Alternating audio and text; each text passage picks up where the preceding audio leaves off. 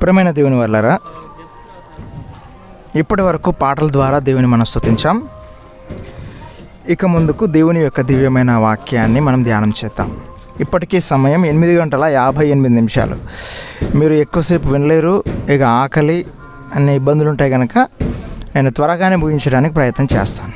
ఓకేనా? దేవుడు వ్రాయించిన ఈ వాస్తవమైన శాశ్వతమైన సంగతులను గురించి మనం ఈ కొద్ది నిమిషాలు పరిశీలన చేద్దాం. ప్రియమైన దేవుని వాళ్ళారా, సర్వోన్నతుడైన దేవుడు మనుషులను ప్రేమించి ఆయన ఎన్నో విజ్ఞానమైన సంగతులను, మనుషులకందరికీ అవసరమైన ఎన్నో సత్యాలను బైబిల్లో ఎన్నో సంగతులు వ్రాయించాడు. ఓకేనా? ఆ విషయాలను తెలుసుకోవటం కంటే ముందుగా, ఆ కొన్ని విషయాలను మనం తెలుసుకోవటం కంటే ముందుగా మరలా ఒక చిన్న ప్రార్థన చేసుకుందాం. అందరూ తలదించి కళ్ళు మూసుకున్నట్లయితే ప్రార్థన. పరిశుద్ధమైన మా కన్న తండ్రి, మీ అపారమైన ప్రేమ చేత మమ్మల్ని దీవించి మరలా మీ ఉన్నతమైన మాటలకు మమ్మల్ని వారసులను చేసినందుకు మీ కృతజ్ఞతలు. కన్న తండ్రి, ఈ సత్యవాక్యాన్ని వినిపించడానికి ఈ రాత్రి వేళలో ఈ కుటుంబం అంతా కూడా మీ కుమారుడైన క్రీస్తు వారి నామాన్ని బట్టి ప్రతి కార్యక్రమం ప్రారంభించాలనే ఒక సదుద్దేశంతో తండ్రి, మరి ఈ రాత్రి వేళలో కుటుంబంలో ఉన్న పెద్దలు ఆదాము గారు, అలాగే తల్లి రాజమ్మ గారు తండ్రి, వారి యొక్క పిల్లలు, వారి సంతానం తండ్రి, కుటుంబంలో ఉన్న ప్రతి వారు ఈ సత్కార్యానికి తలంచి తండ్రి, సమాజానికి సత్యాన్ని మరలా జ్ఞప్తి చేయాలని, స్మరించాలని, ఈ విధంగా మీ మాటలకు వేదికగా ఉన్న ఈ కుటుంబాన్ని మరి మీరు పరసంబంధమైన దీవెనల చేత ఆశీర్వదిస్తారని నమ్ముతూ చేరువచ్చిన ప్రతి బిడ్డ స్వచ్ఛమైన పాల కంటే మధురమైన, తెల్లనైన, స్వచ్ఛమైన ఈ మాటలను ఆస్వాదించి వారి జీవితాల్లో మరి ఆ మాటలకు న్యాయాన్ని చేకూర్చే బిడ్డలుగా వారిని దయిస్తారని నమ్ముతూ తండ్రి ప్రార్థన క్రీస్తు వారి పుణ్యనామం అడిగి వేడుకుంటున్నాం మా కన్న తండ్రి, ఆమేన్. ప్రియమైన దేవుని వాళ్ళారా, పరిశుద్ధుడైన దేవుడు తన దివ్యమైన గ్రంథంలో మనుషులందరికీ కావలసిన ఎన్నో సత్యమైన సంగతులను ఆయన తెలియజేశాడు. ఆయన వ్రాయించిన ఈ దివ్యమైన గ్రంథంలో ఈ భూమి మీద మానవ జీవితానికి అవసరమైనటివి మాత్రమే కాకుండా మనిషికి శాశ్వత కాలం అవసరమయ్యే ప్రయోజనకరముగా ఉండే సత్యమైన సంగతులను కూడా ఆయన ఎన్నో విషయాలు రాయించాడు. వాటిలో కొన్నిటిని మాత్రమే ఈ రాత్రి వేళ మనం ధ్యానం చేద్దాం. దాచబడిన మీ జీవపు రహస్యము అనే ఒక చక్కటి అంశాన్ని గురించి ఈ రాత్రి వేళలో మనం ధ్యానం చేద్దాం. ప్రియమైన దేవుని వాళ్ళారా, పరిశుద్ధుడైన దేవుడు తన దివ్యమైన గ్రంథములో మనిషిలోకి శాశ్వతమైన జీవాన్ని నింపాలి అని ప్రారంభంలో దేవుడు పోసిన ఆ జీవమంతా కూడా నాశనమైపోతుంది అని, అది వాస్తవానికి దూరమైపోతుంది అని ఒక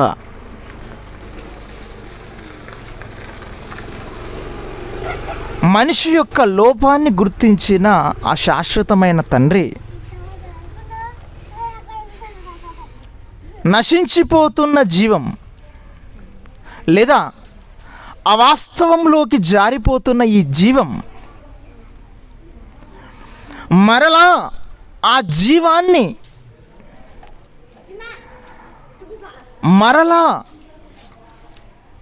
ఆ జీవంలోకి శాశ్వతను నింపటానికి ఆయన దేవుడు చేసిన ప్రయత్నం చాలా గొప్పది. ప్రియమైన దేవుని వాళ్ళారా, నేను గట్టిగా అరవాల్సి వస్తుంది. సౌండ్ బాక్స్ పెడితే తొందరగా బాగుంటుంది.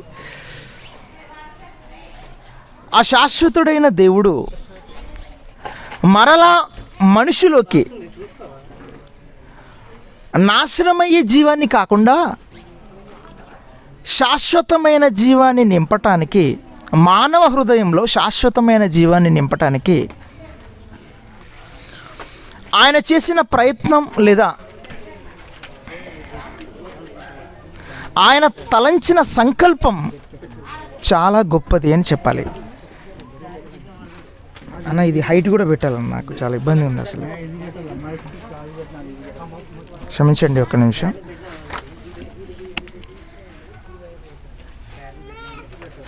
బాబా ఇది హైట్ కూడా కావాలి.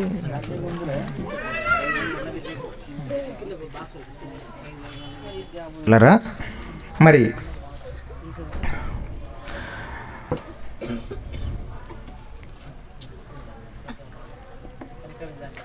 నశించిపోయే మానవ జీవానికి మరలా జీవము కలిగిన వారు కావాలి అని, మనుషులు మరలా జీవము కలిగి బ్రతకాలి అనే ఒక చక్కటి ఉద్దేశంతో దేవుడు, చక్కటి సంకల్పంతో దేవుడు ఆయన చేసిన ప్రయత్నం, ఆయన చేసిన ఆలోచన నిజంగా చాలా గొప్పది. అది ప్రతిఫలించాలి అని ప్రియమైన దేవుని వారలారా ఆయన క్రీస్తు వారిని భూమి మీదకి పంపించడం జరిగింది. క్రీస్తు వారిని భూమి మీదకి పంపించడం కంటే ముందుగా నిజంగండి దేవుడు మనిషిలోకి జీవాత్మను ప్రవేశింపజేసి, మనిషిలోకి జీవాత్మను ప్రవేశింపచేసిన ఆ సందర్భాన్ని ఒకసారి మనం చదవగలిగితే, ఒకసారి ఆదికాండంలో దేవుడు రాయించిన మాటను మొదటిగా మనం చదువుకునే ముందుకెళ్దాం. ఆదికాండం 2వ అధ్యాయము 7వ వచనాన్ని చదువుకుందాం. ఓకేనా? ఆదికాండము 2వ అధ్యాయము 7వ వచనం చదవండి. దేవుడైన యెహోవా నేలమట్టితో నరును నిర్మించి వాని నాసికారంధ్రములలో జీవవాయువును ఊదగా. అంటే మనుషులకు దేవుడు ప్రారంభంలో మొట్టమొదటగా దేన్ని ప్రవేశపెట్టాడట? జీవవాయువు అని అన్నాడు. జీవవాయువును ఊదగా అని అన్నాడు. ప్రియులారా, నేను కొద్ది నిమిషాల్లో చెప్తాను, ఎందుకంటే మనకి వాక్యం ప్రారంభించట కంటే ముందుగా చిన్న చిన్న డిస్టర్బెన్స్ అయితేనే మీకు తెలుసు. వెంటనే మీరు కాన్సన్ట్రేట్ చేయాలి, మీరు ఏకాగ్రత చూపాలి. నేను కూడా వెంటనే వాక్యంలోకి పూర్తిగా రావాలి. కాబట్టి మీరు సహకరిస్తే నాకు సులువుగా ఉంటుంది. ఓకేనా? ఓకే. అంటే దేవుడు ప్రారంభంలో మనిషికి ఏం ఊదడట? జీవవాయువును ఊదగా అని అన్నాడు. అంటే దేవుడు జీవాన్ని ఊదాడు. దేవుడు జీవాన్ని ఊదాడు అంటే ఆత్మని ప్రవేశపెట్టాడు.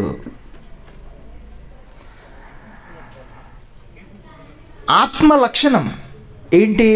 జీవింపజేసే లక్షణం. అంతే కదా? ఆత్మయే, గట్టిగా, ఆత్మయే జీవింపజేయుచున్నది. అంటే ఆత్మ లక్షణం ఏంటి?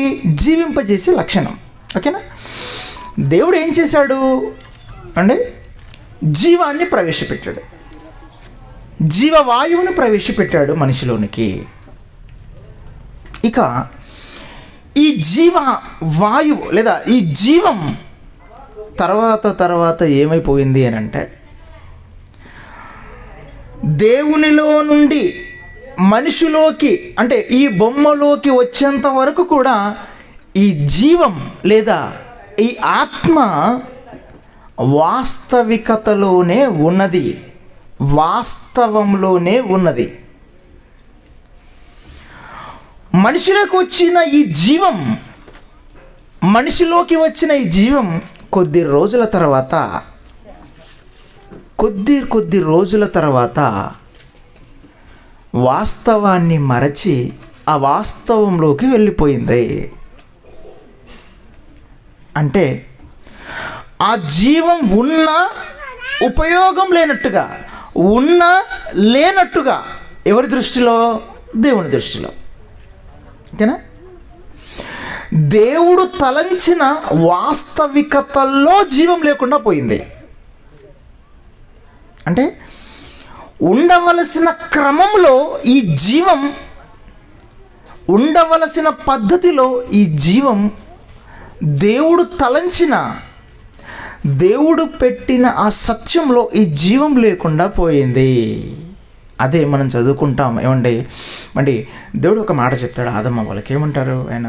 ఇదిగో మీరు ఈ పండు తిను దినమున నిశ్చయముగా చచ్చెదరు. అంటే అక్కడ ఏం చచ్చింది?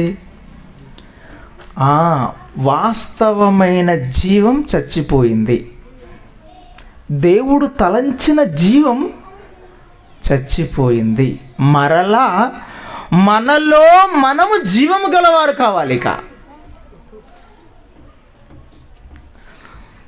శ్రద్ధగా వినండి. మరలా మనలో మనం జీవము గలవారం కావాలి. అంటే మనిషి యొక్క జీవం దేవుడు తలంచిన విధంగా చచ్చిపోయిందట. ఎప్పుడు చనిపోయింది అండి?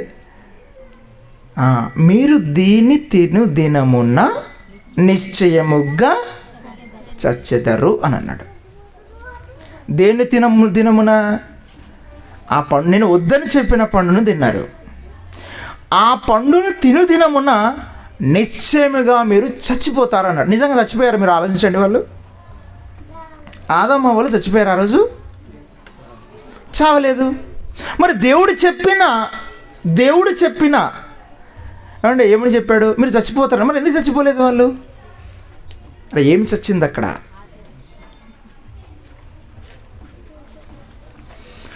దేవుడు తలంచిన ఆ జీవం వాస్తవికతను వాళ్ళు నాశనం చేసుకున్నారు.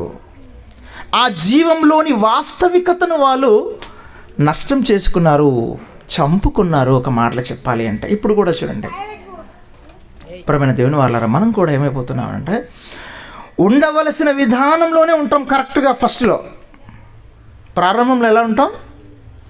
బాప్తిసం తీసుకున్న కొత్తలో మనం ఎట్లుంటాం? ప్రార్థన 3 సార్లు ప్రార్థన చేసుకుంటాము, వాక్యాన్ని వింటాము. తర్వాత రోజుల్లో ఈ లోకపు ఛాయలు మన మీద పడగానే, ఈ లోకపు దాడి, మానసికంగా ఈ లోకపు దాడి మన మీద ఏమండి జరగగానే నెమ్మదిగా లోకాన్ని జయించాలి అని. ఏ విధంగా లోకాన్ని జయించాలి? దేవుడు అనుకున్న తీరులో కాదు. ఎలా?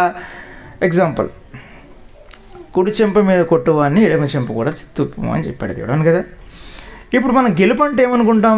కుడి చెంప మీద కొడితే మనం తిరిగి ఎడమ చెంప మీద కూడా కొట్టడం మనం గెలుపు అనుకుంటాం, అంతే కదా మనం అనుకునేది. అంటే ఈ లోకపు దాటికి మనం ఏమైపోయామంటే నెమ్మదిగా వాస్తవాన్ని విడిచి అవాస్తవంలోకి వెళ్ళిపోతున్నాం మనం, మనుషులందరూ కూడా. ఇక్కడ ప్రియమైన దేవుని వాళ్ళారా, ఇక్కడ మీరు ఆలోచించగలిగితే ఇది మన భవిష్యత్తుకు సంబంధించిన విషయం. ఎందుకంటే తల్లిదండ్రులుగా ఉన్నవారు ఏమండి తమ పిల్లల విషయం ఏం చెప్తుంటారు? వాని భవిష్యత్తు బాగుండాలి అనే తల్లిదండ్రులుగా ఉన్నవాళ్ళు నిజంగా అండి, నాకు పరిచయం ఉండి నాకు దగ్గర ఉన్న వాళ్ళు నేను చెప్పే విషయం కూడా ఏంటంటే, ఏమండి పిల్లలు, అరే అందరూ చదువుకుంటారా బాగుపడతారా, నువ్వు చదువుకోకపోతే పాడైపోతావు అని పర్సనల్గా పిల్లలకి చెప్తుంటానండి. నేనైతే ఎందుకంటే వాడు బాగుపడాలి.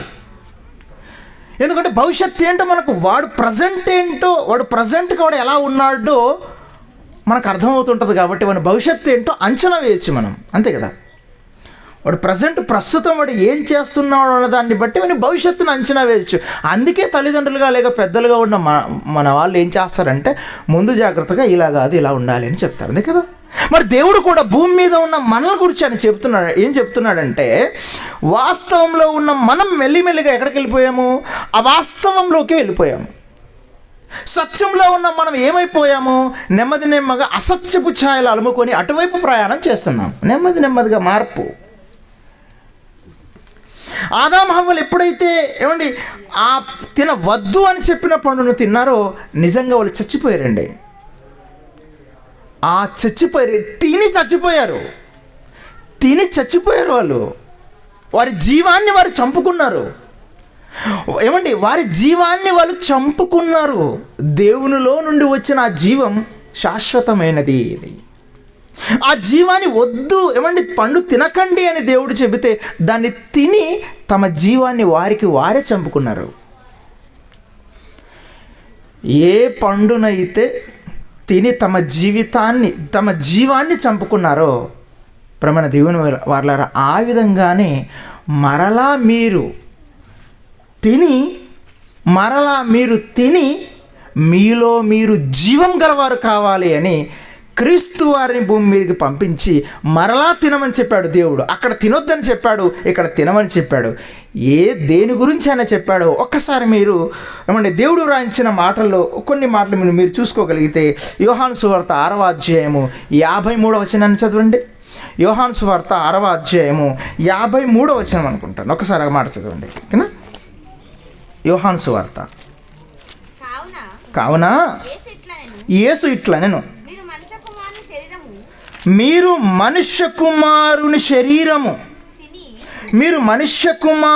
శరీరము తిని ఆయన రక్తము త్రాగితేనే కానీ మీలో మీరు జీవము గలవారు కారు. జీవం లేదండి ఎప్పటికీ మనుషుల్లో. ఆత్మయే జీవింపజేస్తున్నాం, బ్రతుకుచున్నాం కదా అని అనుకున్నాను. కానీ కాదు, మీరు చచ్చిపోయారు. మీలో మీరు జీవం గలవారు కావాలి. మీలో మీరే జీవం గలవారు కావాలి అని చెప్పాడు. ఎంత స్పష్టంగా, ఏమండి, ఎంత గ్రామర్ కూడా ఎంత పర్ఫెక్ట్గా రాయించాడు చూసారా ఆయన. మీలో మీరు జీవం గలవారు కావాలి.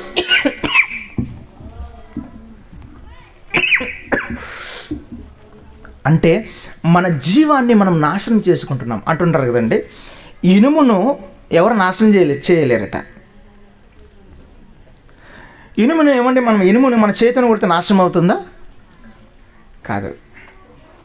మరి ఇనుమును ఎవరు నాశనం చేస్తారంటారంటే అండి, వర్షం పడి దానిపై నీళ్ళు ఉండి అది తుప్పు పట్టి దాన్ని నాశనం చేస్తుంది అంటుంటారు. అర్థమవుతుందా మీకు? అంటే మనిషిని ఎవరో నాశనం చేయట్లేదు. తనకు తానే, తన ఆలోచనలే తనకు తానే మనిషి తనను నాశనం చేసుకుంటున్నాడు. ప్రేమైన దేవుని వారలారా, నన్ను ఎవరో నాశనం చేస్తానని మనం అనుకుంటున్నాం. కాదు, నీ ఆలోచనలే, భ్రష్టు పట్టిన నీ ఆలోచనలే, భ్రష్టు పట్టిన మీ దుష్ట సాంగత్యమే మిమ్మల్ని మీరు నాశనం చేసుకుంటున్నారు. అందుకే మరలా మీలో మీరు జీవం గలవారు కావాలి అంటే క్రీస్తు రక్తాన్ని, ఆయన శరీరాన్ని మీరు భుజించాలి, తినాలి అని చెప్పాడు ఆయన. ఏ విధంగా అండి? ప్రతి ఆదివారం రొట్టె ద్రాక్షారసం తీసుకుంటే మరలా జీవాన్ని పోసుకున్న వాళ్ళం అవుతున్నాం మనం. ఎందుకు ఏమండి? క్రీస్తు వారి రొట్టె అంటే క్రీస్తు వారి యొక్క శరీరానికి సాదృశ్యం. అలాగే రక్తము అని అంటే ఏమండి, ద్రాక్షరసము అంటే క్రీస్తు వారి రక్తానికి సాదృశ్యము. క్రీస్తు వారి రక్తాన్ని, ఆయన శరీరాన్ని మనం తీసుకొని బాప్తిసం తీసుకున్న మనం మరలా జీవాన్ని పోసుకున్న వాళ్ళం అవుతాము. కొందరు అంటుంటారు చూసారా, నిజంగా అండి నా జీవితంలో పలానా వ్యక్తి కనుక పరిచయం కాకపోయి ఉంటే అసలు నా జీవితానికి అర్థము ఉండేదే కాదు అంటుంటారు. నిజంగానే మేము కూడా సత్యవాక్యం కనుక మేము తెలుసుకోకపోయి ఉంటే, అంటే ఆత్మీయ తండ్రి జయశాలి గారు కనుక మాకు వాక్యం చెప్పకపోయి ఉంటే అసలు ఆ జీవితం మరోలా అవాస్తవంలో బ్రతికేవారు మేము మనం అంతా కూడా. ప్రేమైన దేవుని వారలారా, మీలో మీరు జీవము గలవారు కావాలంటే క్రీస్తు వారి రక్తాన్ని, ఆయన శరీరాన్ని తినమని చెప్పాడు. విచిత్రం ఏంటంటే తినొద్దని చెప్పిన దాన్ని తిన్నారు.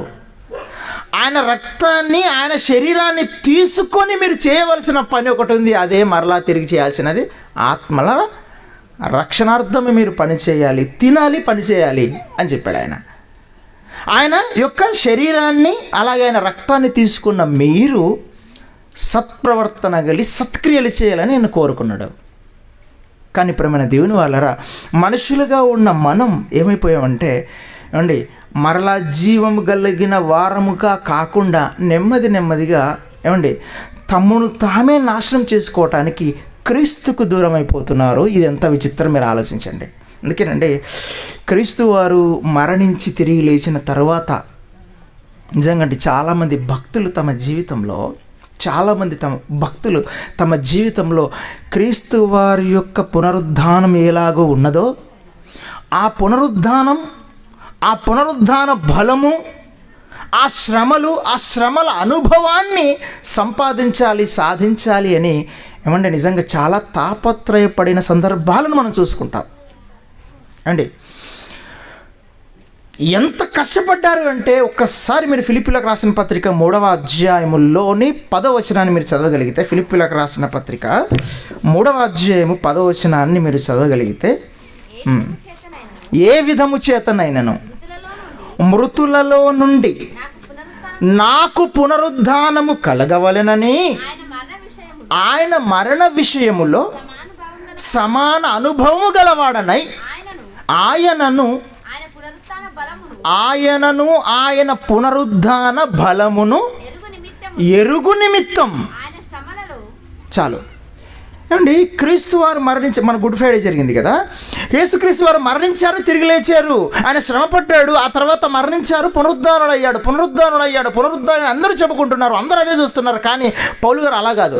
అసలు క్రీస్తు వారు పునరుద్ధానుడు అయ్యాడు కదా, క్రీస్తు వారు పునరుద్ధానుడు అయ్యాడంటే మరణాన్ని జయించి లేచాడంటే ఎంత బలం ఉండాలి?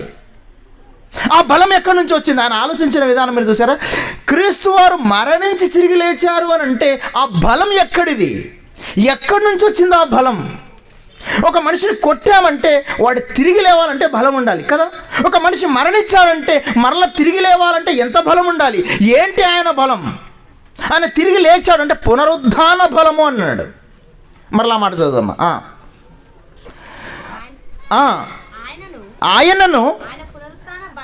ఆయన పునరుద్ధాన బలమును ఏం తెలుసుకోవాలనుకుంటున్నాడట?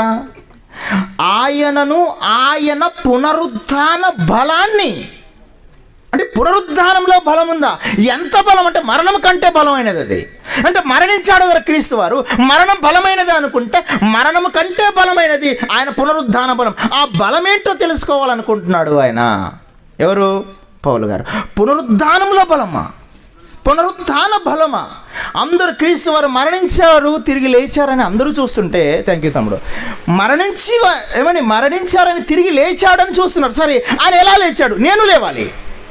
ఆయన ఏ విధంగా అయితే లేచాడో నేను లేవాలి. ఆయన ఏ జీవం కలిగి ఉన్నాడో నేను ఆ జీవం కలిగి తిరిగి లేవాలి అని పౌలు గారు ఆలోచించిన విధానం అత్యద్భుతం. అసలు చెప్పాలంటే ఆయన ఆలోచించిన విధానం ఎంత అత్యద్భుతంగా ఉంది అంటే, ప్రియమైన దేవుని వారలారా, ఆయన ఆలోచన విధానం నిజంగా మానవ అతీతమైనదేమో అనిపిస్తుంది నాకైతే. పై వచనాలు మీరు చూసుకోగలిగితే, ఫిలిప్పీలకు రాసిన పత్రిక మరలా ఒక్కసారి ఫిలిప్పీలకు రాసిన పత్రిక 3వ అధ్యాయం 8వ వచనం చదివావు, 10వ వచనం చదివావు కదా. ఏ విధము చేతనైన మృతులో నుండి నాకు పునరుద్ధానం కలగాలి అన్నాడు.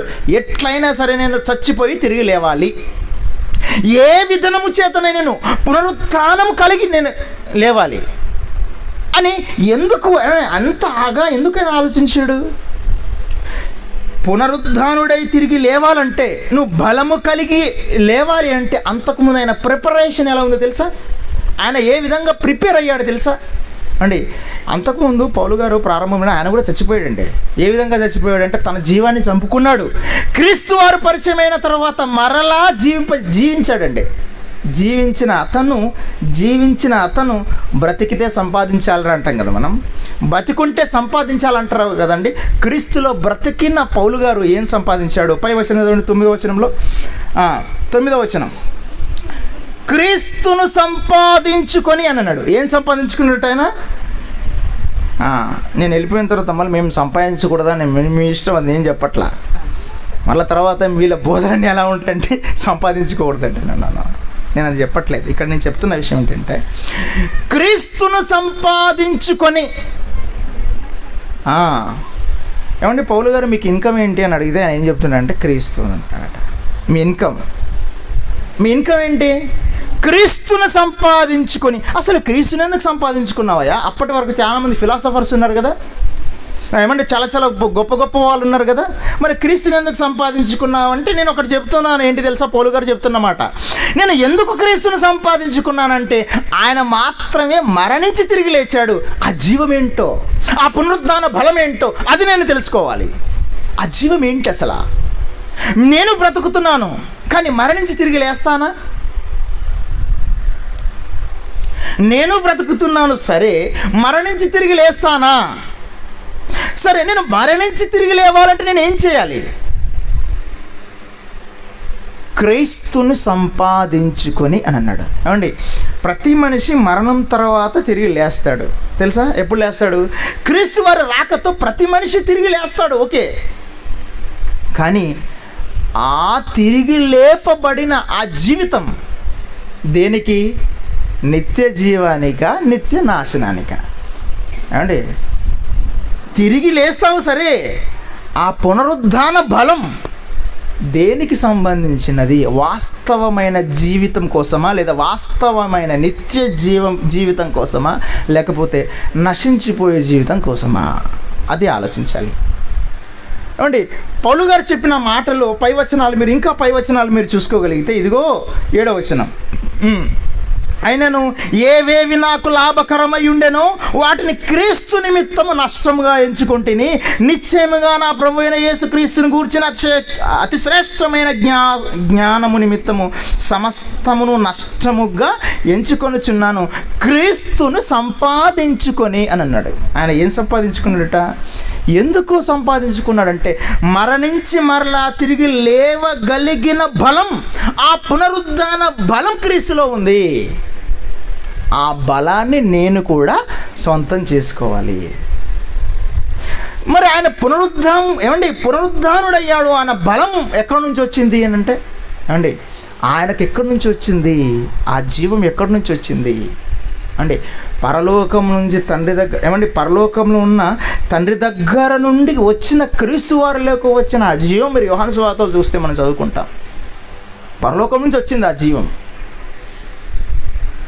ఆ జీవం ఎక్కడ కూడా అవాస్తవంలోకి వెళ్ళకుండా, ఏమండి, మీకు ఏదో చిన్న చిన్న ఎగ్జాంపుల్ చెప్పి ఏదేదో నవ్వించి కవ్వించి ఏదేదో చేసి చెప్పే పరిస్థితులు కాదండి ప్రేమైన దేవుని. ఒక్కసారి మనిషిగా, భూమి మీద బ్రతుకుతున్న మనిషిగా, మనం మరణించే మనిషిగా, నిజంగా అండి మనకు కూడా మరణం తప్పదు అన్న ఒక గొప్ప ఆలోచనతో మీరు వినగలిగితే ఈ విషయం చక్కగా అర్థమవుతుంది.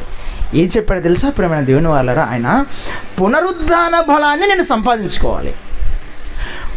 క్రీస్తు వారు ఏ విధంగా ఆయన పునరుద్ధాన అయ్యాడు సరే, మరి ఆ పునరుద్ధాన బలాన్ని నేను సంపాదించుకోవాలా లేదా?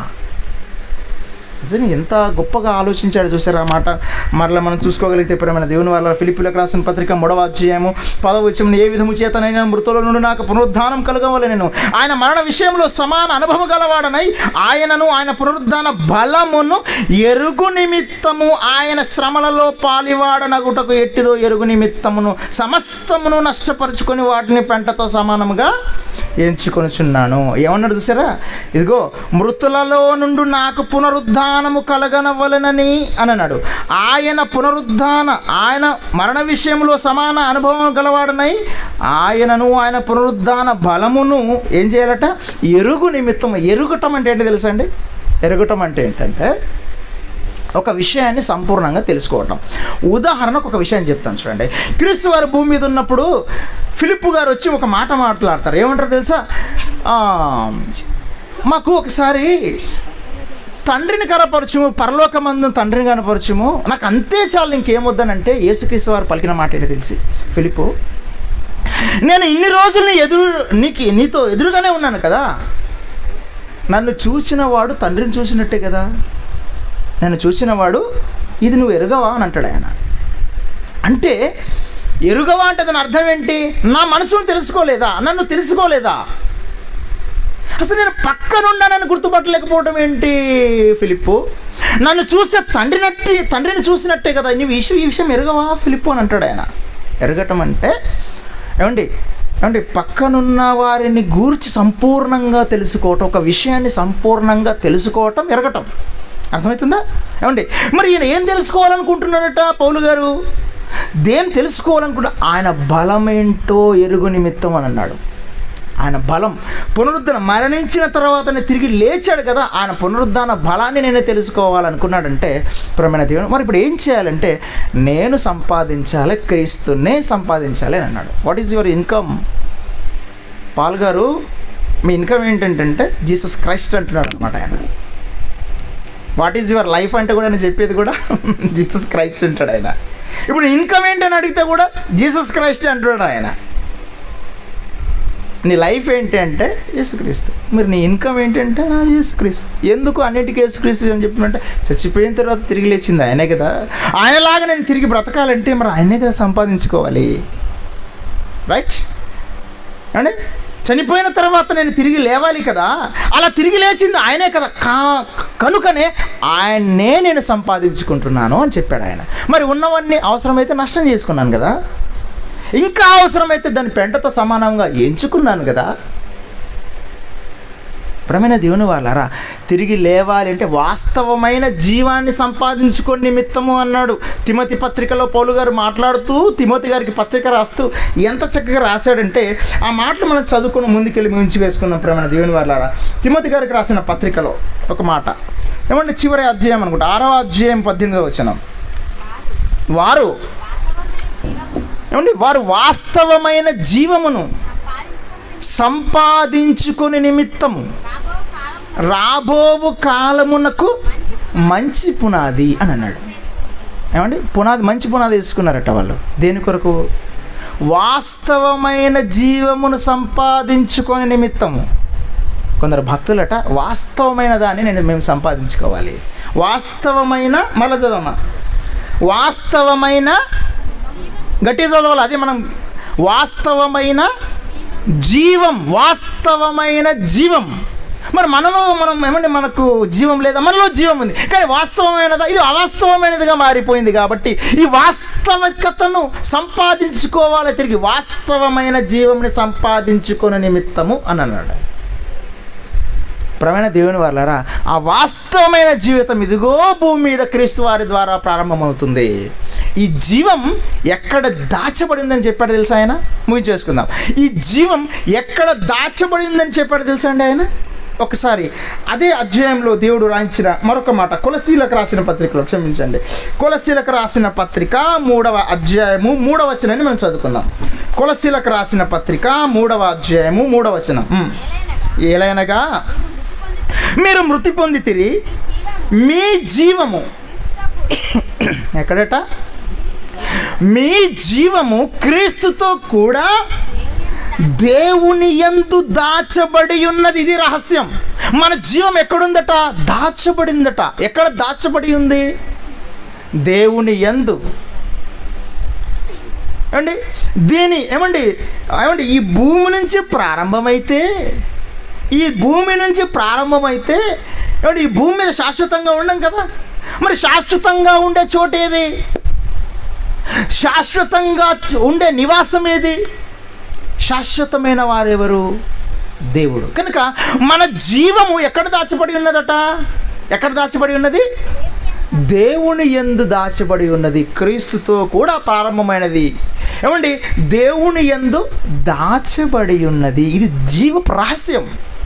మానవ జీవం యొక్క రహస్యం శాశ్వతంగా నిలిచిపోవాలి అంటే మన జీవం జీవం తండ్రితో ఉండాలి. అలా కాకుండా నశించిపోతుంది. పాపులతోనూ నరహంతకులతోనూ అంటాడు కీర్తనల గ్రంథం 90వ అధ్యాయంలో, నువ్వు వారితో ఉంటే మీ జీవం నాశనమైపోతుంది అని చెప్పాడు ఆయన. 96 కీర్తనలు మనం చదవగలిగితే ఆ అధ్యాయం గుర్తుంటే 26వ అధ్యాయం 9వ వచనం మీరు చూసుకోగలిగితే ఆ జీవం కీర్తన గ్రంథంలో 26వ అధ్యాయం 9వ వచనం, ఆ జీవం నాశనమైపోయే అవకాశం ఉంది.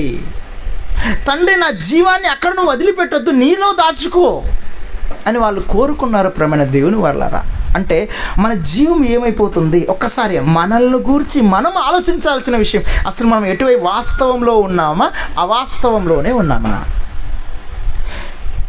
శాశ్వతంలో ఉన్నామా, అశాశ్వతంలోనే ఉన్నామా? క్రీస్తు వారితో బాప్తిస్మము తీసుకొని ఆయన రక్తంతో కడగబడి ఏమండి రొట్టె ద్రాక్షరసము తీసుకుంటున్న ప్రతి వారము మనమంతా కూడా అండి జీవము కలిగిన వారం అవుతున్నాము. ఈ జీవము కలిగిన వారముగా ఉన్న మనము ఆ జీవితాన్ని అలాగే కొనసాగిస్తున్నామా? ఒకసారి అధ్యాయం చదవడమ్మ, కీర్తన గ్రంథం 98వ అధ్యాయం 26వ అధ్యాయం 9వ వచనంలో చదవగలిగితే, నరహంతకులతో నా ప్రాణమును, పాపులతో నా ప్రాణమును, ఏమన్నాడు ఆయన? ఎవరితో? మొదటి నుంచి చదవండి మరలా. నెక్స్ట్ వచనం, నరహంతకులతో నా జీవమును చేర్చకుము. నా జీవాన్ని, నరహంతకులు ఉండే చోటు ఉంది, అక్కడ నా జీవాన్ని చేర్చొచ్చు తండ్రి. నరహంతకులు ఉండే చోటు, నా జీవాన్ని అక్కడ చేర్చకు తండ్రి. నా జీవం నీలో దాచబడి ఉండాలి భద్రంగా. పాపులతో నా జీవాన్ని, నా ప్రాణాన్ని అక్కడ వదిలిపెట్టొద్దు తండ్రి. నా జీవాన్ని నీలో దాచుకోవాలి తండ్రి అని ఎదురు చూశారండి వాళ్ళంతా కూడా భక్తులైనవారు. మనం అలా కాదు, పోతే పోనీ దేవుడు లేదు, సత్యము లేదు, వాక్యము లేదు, నరహంతకులు పాపులతోనన్నా బ్రతుకుతాం, కానీ మాకు దేవుడు వద్దనే పరిస్థితికి తగ్గడం కాదు, దిగజారిపోతున్నాం మనం. ఎంత దిగజారిపోతున్నాం చూసారా? మాకు అది అక్కర్లేదు. మాకు దేవుని గూర్చిన జ్ఞానము మాకు అక్కర్లేదు అంటున్నారట కొందరు. మనం ఎక్కడ చదువుకుంటాం? అదే యోబు గ్రంథంలో. మాకు అక్కర్లేదు. ఆ మాట చదవండి ఒకసారి. 21వ అధ్యాయము 14వ వచనం. 21వ అధ్యాయము 14వ వచనం చదవండి. వారు ఈ మార్గము, సత్య మార్గము, వాస్తవమైన జీవితాన్ని చెబుతున్నాం చూసారా, ఇది మాకు అక్కర్లేదు అంటున్నారట. మాకు అక్కరలేదు, అక్కడ రాయబడిన మాట చెప్తున్నాను. దేవుడా మమ్మల్ని విడిచిపో. చిన్నప్పటి నుంచి వెంటబడి వాక్యం వినిపిస్తూనే ఉన్నాం. దేవుడా నువ్వు వద్దు, నువ్వు నన్ను విడిచిపో అని దేవునితో చెప్పేంత స్థితికి మన వాళ్ళు ఎదిగిపోయారా, దిగజారిపోయారా? మీరే ఆలోచించాలి. ప్రేమ, దేవుడా మాకు నీ మార్గం వద్దు, నీ సత్యం వద్దు. జీవం ఎక్కడ? నరహంతకులతో జీవం వదిలేయనా దేవుడు? నరహంతకులతో వదిలేయనా? పాపులతో వదిలేయనా? మాకు అక్కర్లేదు ప్రభువా, మాకు ఈ జీవపు కలిగిన మాటలు వద్దు మాకు. ఏమంటే అపొస్తలుల కార్యంలో ఏమంటారో తెలుసా అండి? ఈ జీవపు మాటలను గూర్చి మీరు ప్రకటన చేయండి అని అంటారు వాళ్ళు. ఏమండి ఆ మాట కూడా మనం చదువుకొని ముందుకెళ్ళి ముగించేసుకుందాం. అపొస్తలుల కార్యంలో దేవుడు రాయించిన ఒక మాట మీరు చూసుకోగలిగితే ప్రియమైన దేవుని వాళ్ళారా, 5వ అధ్యాయం 20వ వచనం. త్వరగా అపొస్తలుల కార్యంలో 5వ అధ్యాయం 20వ వచనం ఏమని రాయబడింది అక్కడ? ప్రియమైన ఈ జీవమును గూర్చిన మాటలన్నీ ప్రజలతో చెప్పండి. 4వ వచనం ప్రారంభంలో మీరు చదివితే దేని గురించి?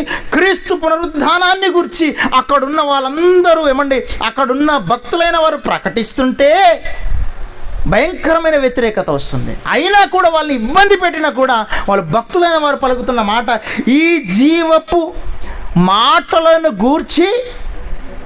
మనం మాట్లాడుతుంది ఏ విషయం? జీవపు కలిగించే మాటలా, లేకపోతే డబ్బులు కలిసి వస్తాయి, ఆస్తులు కలిసి వస్తాయి, లేదంటే ఏమండి మనుషులకు ఏమండి కోర్టులు సమస్యలు తీరుస్తాయి, పెళ్ళిళ్ళు కలిసి వస్తాయి, ఇంకేమంటారు భౌతికమైన విషయాలన్నీ కలిసి వస్తాయని చెప్తున్నాం మనం. వాళ్ళు ఏం చెప్పారు? మరలా చదవన్నమాట. ఈ జీవమును గూర్చిన మాటలన్నీ ప్రజలతో చెప్పండి. మీరు ఈ జీవాన్ని గురించి మాటలు ప్రజలతో చెప్పండి. ఎందుకంటే ఈ జీవం లేక ఏ జీవము? క్రీస్తు ఇచ్చే జీవము. క్రీస్తు వారు ఏమన్నారు? 14వ అధ్యాయంలో ఏమన్నారు తెలుసండి? నేనే మార్గమును, సత్యమును, జీవమును. నా ద్వారానే తప్ప మీ జీవం ద్వారా మీరు పరలోకంకి వెళ్ళలేరు. మీరు బ్రతికున్న జీవం ఈ ఆత్మను చూసారా, ఆత్మతోనే మీ వల్ల పరలోకానికి వెళ్ళటం కాదు అసలు. అది నా ద్వారానే వెళ్ళాలి. నా ద్వారా వెళ్ళాలంటే మీరు రొట్టె ద్రాక్షరసం తీసుకోవాలి. ఆ రొట్టె ద్రాక్షరసం తీసుకున్న మీరు శాశ్వతంగా ఆ తర్వాత ఆ విధంగానే బ్రతకాలని చెప్పి ఆయన. మీలో మీరు జీవం కలిగిన వారు కావాలి, మీలో మీరే కావాలి. జీవం కలిగిన వారు కావాలంటే ఆయన మాటలు, నా మాటలు సత్యమును జీవమునై ఉన్నవి అని అన్నాడు ఆయన. నేనే మార్గమును సత్యమును జీవమును అని అన్నాడు.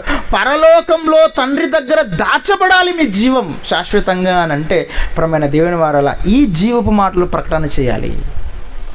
మన జీవం శాశ్వతంగా తండ్రిలో దాచబడి ఉండాలి. అంతే తప్పించి నరహత్తుకుల చేతనైన పాపల చేతను అక్కడ మన జీవాన్ని దేవుడు వదిలిపెడితే ఇక ఏముంటుంది చెప్పండి ప్రియమైన దేవుని వల్ల. ఇంత బతుకు ఏదో అంటారు కదా, ఇంత బ్రతుకు బతికి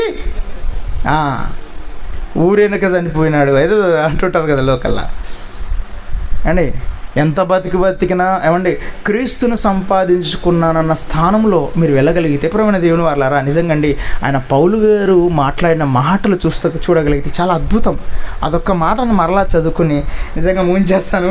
37వ వచనం 40 నిమిషాలు అయింది ఇప్పటికీ. చివరికి ఒక మాట చదవండి ఒకసారి. అదే కొలసీలకు రాసిన పత్రిక, కొలసీ పత్రిక. ప్రియమైన దేవుని వారలారా, ఒక్కసారి మనం దేవుడు రాయించిన మాటలు మనం చూసుకోగలిగితే కొలసీ పత్రిక అంటే ముందు ఫిలిప్పీలకు రాసిన పత్రికనే చదువుకుందాం. ఫిలిప్పీకి రాసిన పత్రికల్లో ఆయన ఏమన్నాడు ఎన్నో అధ్యాయము 3వ అధ్యాయంలో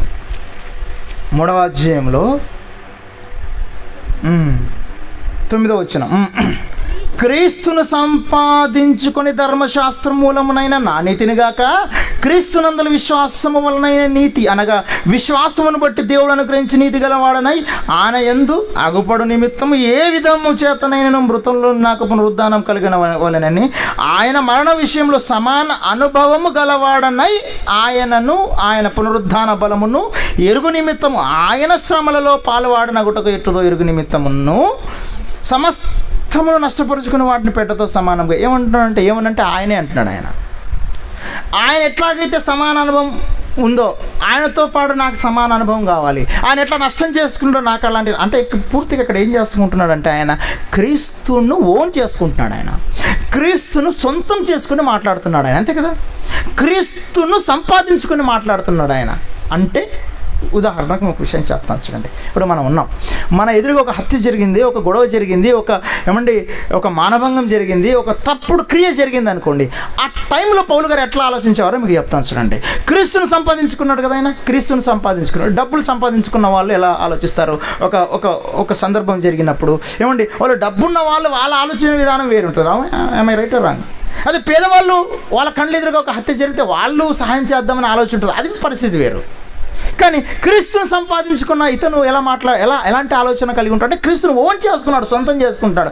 ఇప్పుడు నా స్థానంలో క్రీస్తుంటే, ఈ పలానా పరిస్థితిని చూస్తున్నాను కదా, నా స్థానంలో క్రీస్తుంటే ఎలా మాట్లాడతాడు, ఎలా స్పందిస్తాడు, ఎలా రియాక్ట్ అవుతాడు, ఎలా బ్రతుకుతాడు?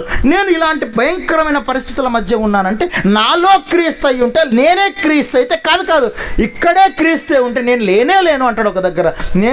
నా స్థానంలో క్రీస్తే అయి ఉంటే అప్పుడు ఆయన ఎలా మాట్లాడతాడు, ఎలా స్పందిస్తాడు? అంతగా క్రీస్తును ఓన్ చేసుకున్నాడు ఆయన, అంతగా క్రీస్తును సొంతం చేసుకున్నాడు గనుకనే పునరుద్ధాన బలాన్ని పొందాలి అని ఆయన తాపత్రయపడ్డాడు. ప్రేమ దేవుని వాళ్ళు అంటే నీ స్థానంలో నువ్వు లేవు, నీ స్థానంలో క్రీస్తున్నాడని నువ్వు ఆలోచిస్తే క్రీస్తును సంపాదించుకున్న వారిగా నువ్వు మారిపోతావు. నువ్వు లేవిక ఏమన్నాడు? నేను అందరిలో విస్తరించానన్నాడు దేవుడు. ఎందుకంటే ఆయన జీవవాయువు ఊదిన తర్వాత మనుషులందరిలో ఆయన ఆత్మ ఉన్నది కాబట్టి నేను అందరిలో ఉన్నాను, ఆయన మురిసిపోయాడు దేవుడు. ఆ తర్వాత మనిషి ఏం చేస్తాడు? నువ్వు ఇంత మురిసిపోతున్నావా, చూసుకో, నీవు వద్దని చెప్పిన దాన్ని తిని నీకు దూరం అయిపోతాను. ప్రతి మనిషి ఏదో రకంగా దూరం అయిపోతూనే ఉన్నారు. అలా కాదు తండ్రి, ఆ మనుషుల్లో నేనుంటాను, ఆ మనుషుల్లో నేను నింపబడతాను అని చెప్పి క్రీస్తు వారు మరలా భూమి మీదకి వచ్చి నీలోకి జీవం పోసాడు ఆయన, మనలోకి జీవం పోసాడు ఆయన. ఇక నీవు లేవిక ఇక నువ్వు లేవు, ఇక నీలో ఆయనే ఉండాలి. నువ్వు మాట్లాడినా, నువ్వు బ్రతికినా, ఎలాంటి పరిస్థితుల మధ్యలో ఉన్నా ఇక ఎవరి గురించి ఆలోచించాల్సిన పని లేదండి. నీలో నువ్వుగా క్రీస్తుంటే. ఏమండి, ఈ పరిస్థితి చాలా భయంకరంగా ఉందండి. మనం ఇక్కడ ఉన్న పరిస్థితుల్లో మనం ఎక్కడికో వెళ్ళాలని, అక్కడ పరిస్థితి ఏం బాగలేదండి అంటే ఆ పరిస్థితుల్లో క్రీస్తు ఉంటే నువ్వు ఎలా ఆలోచిస్తావు, ఎలా ప్రవర్తిస్తావు, ఎలా చూస్తావు, ఎలా మాట్లాడతావు, అది సాధిస్తే నువ్వు క్రీస్తుని సంపాదించుకున్నట్టే. ఇక నిత్య జీవితం నీ చేతిలోనే. నీ జీవితం భద్రంగా, శాశ్వతంగా, ఎప్పటికీ ఎవరు విడదీయలేని విధంగా దేవునితో బంధం శాశ్వతంగా నీ జీవం దేవునితో అలా దాచబడి ఉన్నదట. ఆ జీవాన్ని, ఆ శాశ్వతమైన జీవాన్ని, మరణం తర్వాత ఉండే ఆ శాశ్వతమైన జీవితాన్ని ఎవరు దేవుని దగ్గరుండి విడదీయలేరు. దాన్ని పొందటం కోసమే, అది ఒక్కసారి మీ అందరికి గుర్తు చేయడం కోసమే దేవుడు ఇదిగో దాచబడిన దేవుని దాచబడిన మీ జీవపు రహస్యం అన్న విషయాన్ని దేవుడు మరలా మీ ముందుకు తీసుకొచ్చాడు. ప్రేమైన దేవుని వారు అంటే ఆయనకు ఆలోచన, ఆయన సంకల్పం ఆయా కాలాలు, ఆయా సమయాలలో మరి నా పిల్లలకు నా మాటలు వినిపించాలని దేవుడు ఎప్పుడో సంకల్పిస్తేనే తప్పించి ఈ విధంగా కాదు. ప్రేమైన దేవుని వాళ్ళారా, ఇప్పుడు చూడండి, ఇంటి పెద్దలు, తమ్ముడు అందరూ కూడా వాళ్ళు అనుకుంటున్నారు, మేము అనుకున్నాము ఏదండి ఇదంతా చేయాలని మేము అనుకుంటాం, వాళ్ళు అనుకున్నారు. వాస్తవానికి ఏంటో తెలుసు, ఒక సత్క్రియ జరగాలంటే దేవుడు ఎప్పుడో ప్రణాళిక, ఆయన జగత్తు పునాది వేయబడక మునిపి ఆయన ప్రణాళిక, సత్క్రియ జరగాలి, ఈ విధంగా వీరి ద్వారా జరగాలని దేవుని సంకల్పం కనుక వీళ్ళు చేశారు. మన వాళ్ళు ఏమనుకుంటారు, మేము అనుకున్నాం కాబట్టి చేశారనుకున్నారు. కాదు, దేవుడు అనుకుంటే మీరు చేశారు. చాలా బాగుంది కదా, దేవుడు అనుకుంటే మీరు చేశారు. ఇది సత్క్రియ, చెడ్డక్రియ కాదు కదా. ఇది ఇంతమందికి సత్యవాక్యాన్ని వినిపించడానికి కుటుంబం వేదికగా ఉంది అని అంటే ఒకసారి ఆలోచించండి ప్రియమైన దేవుని వాళ్ళరా. ఇది దేనికి? మరలా జీవాన్ని పొందుకోవాలనే ఉద్దేశంతో, మనమంతా జీవాన్ని పొందుకోవాలనే ఉద్దేశంతో కుటుంబం చేసిన ఆలోచన చాలా గొప్పది. ఈ కుటుంబానికి అంతటి కూడా దేవుడు పరసంబంధమైన దీవెనతో శాశ్వతమైన ఈ సత్యవాక్యాన్ని వారి హృదయంలో ఉంచాలి అని మరి నేను కోరుకుంటూ, మీరందరూ కూడా దేవునిలో మరింత ఎదగాలని కోరుకుంటూ ఈ మళ్ళీ ఉంచేస్తున్నాను. కళ్ళు మూసుకొని ప్రార్థన చేసుకుందాం. పరిశుద్ధమైన మా కన్న తండ్రి, మీ అపారమైన ప్రేమ చేత మమ్మల్ని దీవించారు గనుకనే నాయన ఈ విధంగా జీవపు మాటలను మాకు తెలియజేశారు కన్న తండ్రి. మరలా మాలో మేము జీవం కలిగిన వారంగా ఉండాలంటే క్రీస్తు వారిని విశ్వసించి, ఆయనను సంపాదించి, ఆయన పునరుద్ధాన బలాన్ని స్వంతం చేసుకునే బిడ్డలుగా మమ్మల్ని తీరుస్తారని నమ్ముతూ తండ్రి, మా జీవం పాపులతోనూ నరహంతకులతోనూ మీరు విడిచిపెట్టకుండా మీలో దాచుకోవాలి అని ఇలాంటి ఎన్నో జీవపు మాటలను ప్రకటించమని మీరు చెప్పిన విధంగా తండ్రి నేను చెప్పాను, మీ పిల్లలందరూ విన్నారు తండ్రి. ఇదంతా కూడా మీ సంకల్పమే కన్న తండ్రి. మా ఘనత ఏమీ లేదు, మా ఆలోచన గొప్ప ఆలోచన ఏమీ లేదు తండ్రి. అంతా మీరుండి నడిపిస్తున్నారు. మీ ద్వారానే ఈ సత్క్రియలని జరుగుతున్నాయని నమ్ముతున్న మాకందరికీ తండ్రి, తలలు దించి తల వంచి ప్రార్థనలోనైనా ఏకీభవిస్తున్న ప్రతి బిడ్డ మీ సత్క్రియలను, మీ సత్యాన్ని వింటూ తండ్రి ఆ మాటలకు న్యాయం చేస్తూ సత్ప్రవర్తన కలిగి బ్రతికే బిడ్డలుగా వారిని ఇలాగ దీవిస్తారని తండ్రి, కుటుంబాన్ని అంతటిని కూడా పెద్దలు ఆదమ్మ గారు, అమ్మగారు తండ్రి, వారిని అలాగే తమ్ముడు, అలాగే వారి భార్యను తండ్రి, అలాగే చిన్న తమ్ముడు, వారి కుటుంబాన్ని అందరినీ కూడా తండ్రి, ఎవరైతే సత్యవాక్యం కోసం ప్రత్యక్షంగా పరోక్షంగా కష్టపడుతున్న ప్రతి బిడ్డను, వారి కుటుంబాన్ని మీరు పరసంబంధమైన దేవుని చేత ఆశీర్వదిస్తారని తండ్రి, వేదిక మీదను తండ్రి, అలాగే ఈ వాక్యం వింటున్న ప్రతి బిడ్డను తండ్రి ఇలాగే పరసంబంధ దేవుని చేత ఆశీర్వదిస్తారని కన్న తండ్రి, మా అందరినీ ఈ గ్రామంలో నడిపిస్తున్న మా పెద్దలు, సంఘ కాపరి, దైవ సేవకులు, అయ్యగారి కుటుంబాన్ని, అయ్యగారిని కూడా మీరు కాపాడతారని నమ్ముతూ తండ్రి, వారికి మంచి ఆరోగ్యాన్ని, ఆయుష్ను అనుగ్రహిస్తారని తండ్రి, కుటుంబం వారికి నీ చేరువచ్చిన ప్రతి ఒక్కరికి ఇలాగే సత్యవాక్యాన్ని వారి హృదయంలో నింపుతూ ఉంటారని నమ్ముతూ తండ్రి ప్రార్థన క్రీస్తు వారి పుణ్యనామం అడిగి వేడుకుంటున్నాం మా కన్న తండ్రి. ఆమేన్.